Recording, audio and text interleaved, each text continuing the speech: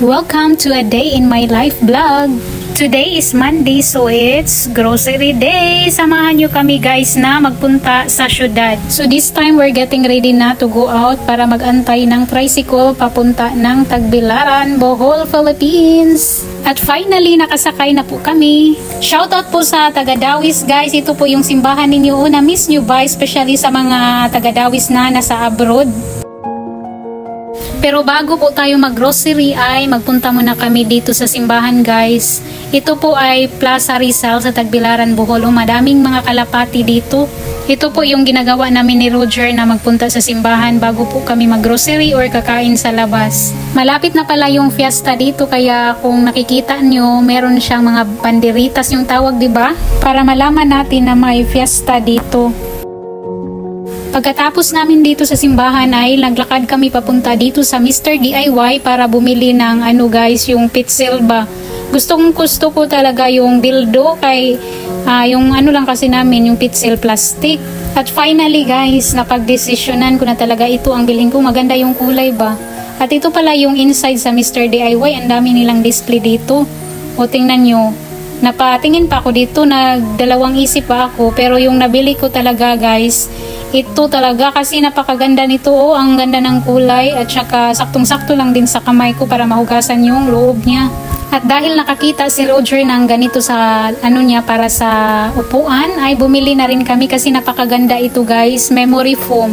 Medyo mahal-mahal siya pero okay lang kasi sabi ni Roger napakaganda yung produkto na ito.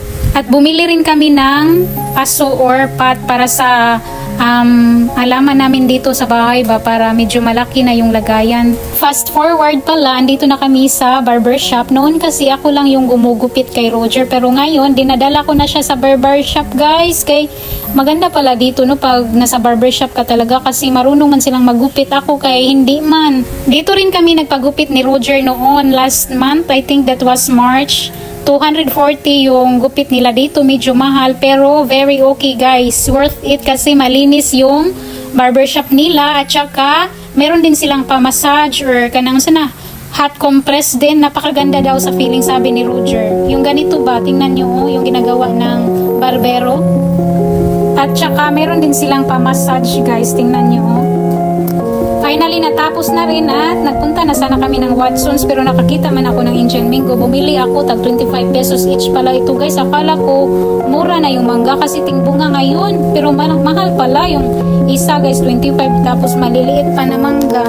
At dahil parang napansin ko guys na may mga wrinkles na ako ba, kaya napag-isipan ako na bumili ng anti-aging cream. Ito daw day and night cream gagamitin. Medyo mahal siya pero okay lang. Bag sana ipikto ito guys. Umipikto ba. Pagkatapos namin dito sa Watsons ay nagpunta naman kami dito sa Alturas.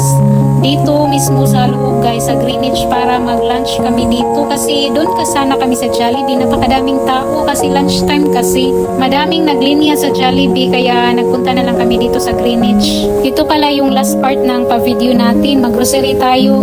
At syempre, we make sure po na meron na kaming listahan para madali lang ba. Hindi na kami masyadong maglibot-libot pa para maghanap ng mga or mag-isip pa kung ano yung bili namin.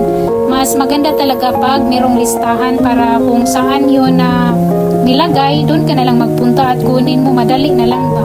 Hanggang dito na lang po ang pa-mini vlog natin. Bye! See you in my next vlog. Thank you! God bless everyone!